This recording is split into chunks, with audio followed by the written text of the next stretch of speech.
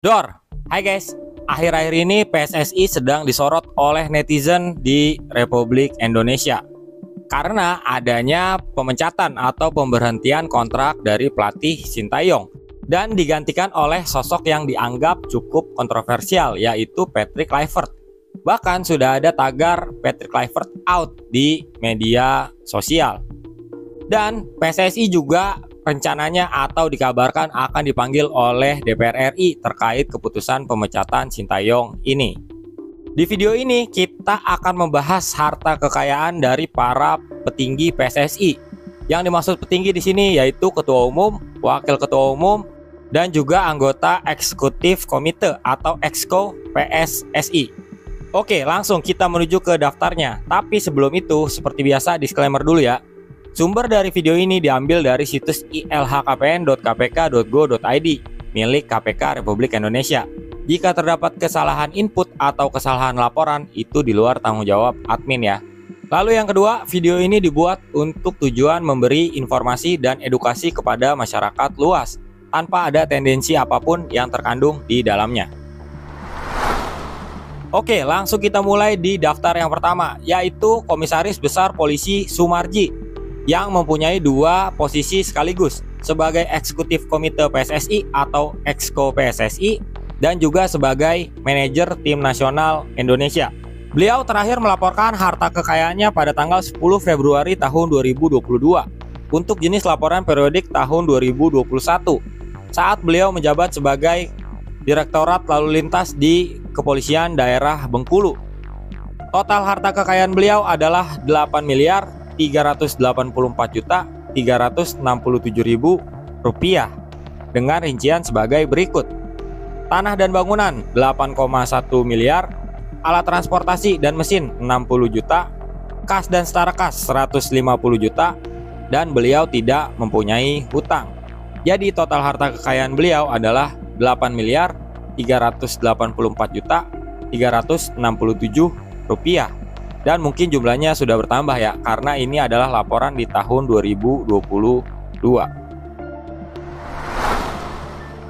Daftar berikutnya adalah Pak Hasnuryadi Sulaiman, yang juga sebagai Komite Eksekutif PSSI.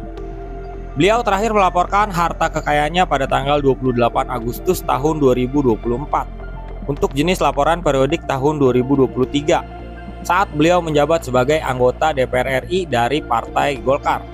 Total harta kekayaan beliau adalah 263.442.892.532 rupiah dengan rincian sebagai berikut: tanah dan bangunan 16,4 miliar, alat transportasi dan mesin 9,9 miliar, harta bergerak lainnya 2,7 miliar, surat berharga 188 miliar, kas dan setara kas 216 miliar, sehingga total harta kekayaan beliau adalah 433 miliar. Tapi beliau mempunyai hutang sebesar 169 miliar rupiah.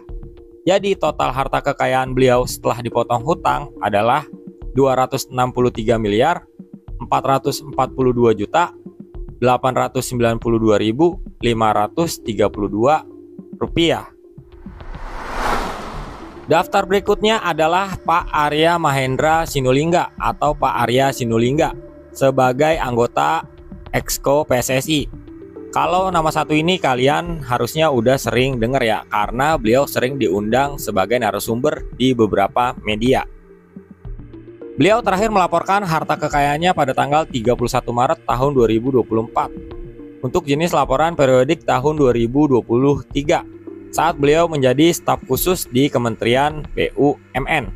Total harta kekayaan beliau adalah 19 miliar 667 juta 528.628 rupiah dengan rincian sebagai berikut: tanah dan bangunan 14,3 miliar, alat transportasi dan mesin 3,5 miliar, harta bergerak lainnya 1,3 miliar, surat berharga 3,3 miliar, kas dan setara kas 2,1 miliar, sehingga subtotal harta kekayaan beliau adalah 24,7 miliar. Tapi beliau memiliki hutang sebesar 5 miliar. Jadi total harta kekayaan beliau setelah dipotong hutang adalah 19.667.528.628 rupiah.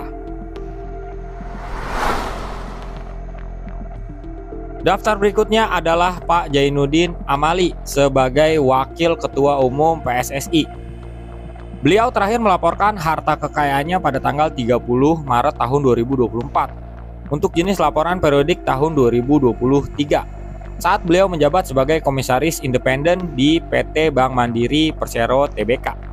Total harta kekayaan beliau adalah 25.133.850.764 rupiah dengan rincian sebagai berikut: tanah dan bangunan 6,8 miliar, alat transportasi dan mesin 941 juta, harta bergerak lainnya 550 juta, surat berharga 8,2 miliar, kas dan setara kas 8,5 miliar, dan beliau tidak mempunyai hutang.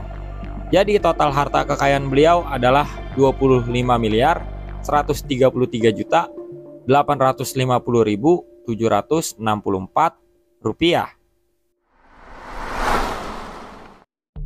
Daftar berikutnya adalah Pak Erick Thohir sebagai Ketua Umum PSSI. Beliau terakhir melaporkan harta kekayaannya pada tanggal 27 Maret tahun 2024 untuk jenis laporan periodik tahun 2023 saat beliau menjabat sebagai Menteri Badan Usaha Milik Negara atau Menteri BUMN. Total harta kekayaan beliau adalah 2.311.421.974.354 rupiah dengan rincian sebagai berikut: tanah dan bangunan 419 miliar, alat transportasi dan mesin 4,9 miliar, harta bergerak lainnya 28 miliar, surat berharga 1,7 triliun, kas dan setara kas 192 miliar, harta lainnya 149 miliar, sehingga subtotal harta kekayaan beliau adalah 2,5 triliun.